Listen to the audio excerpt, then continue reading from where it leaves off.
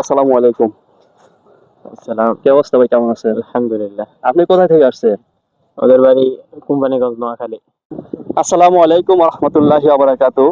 আমার সম্মানিত ভিউয়ার্স, কেমন আছেন সবাই? তো আজকে চলে আসলাম আমাদের ফেনী বিডিসিং দিঘির পাড় একটু ঘোরার জন্য।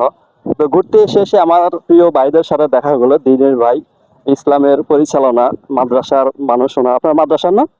মাদ্রাসার বাইরে এখানে বসে ইসলামিক সঙ্গীত পরিবেশন করতেছে, খুব সুন্দর, সাথে একটা সাউন্ড আছে।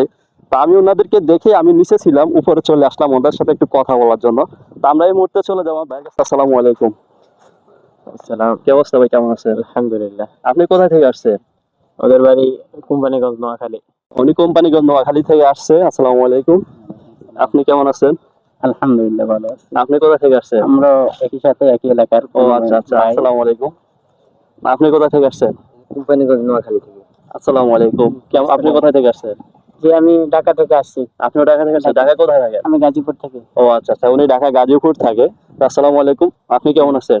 ওয়ালাইকুম সালাম। আমি আসছি কোম্পানিগঞ্জ থেকে, কিন্তু পড়াশোনা করি ঢাকাতে। ও আচ্ছা আচ্ছা, ঢাকায় কোথায় পড়াশোনা করেন? মিরপুর 1 নম্বর। মিরপুর 1 নম্বরে। তো এখানে যে আছে দুই ভাই কিন্তু ঢাকায় পড়াশোনা করেন, আর ওনারা কোম্পানিগঞ্জ। কোম্পানিগঞ্জ হচ্ছে মানে আমাদের ফেনী জেলার পরে, তাই না?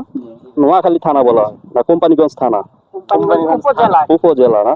ওইখান থেকে আসছে এত দূরে, এখানে একটু শীতল হাওয়া, ঠান্ডা সময়ের মধ্যে এখানে আসছে, একটু আড্ডা দিতেছে, একটু কথা বলতেছে। তো ওনাদের সাথে একটু সাক্ষাৎকার নিয়ে খুব ভালো লাগলো।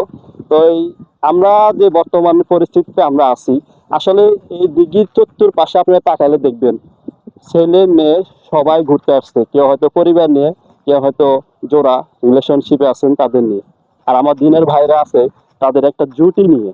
মাশাআল্লাহ, দেখে খুব সুন্দর লাগতেছে ওনাদের জুটিটা দেখে, সবাই একসাথে বসে কি সুন্দর আরামে কথা বলতেছে। তো ওনাদের সাথে সাক্ষাৎ করে করে ভালো লাগলো। তো সবাই দোয়া করবেন, ভালো থাকবেন, সুস্থ থাকবেন। আল্লাহ হাফেজ।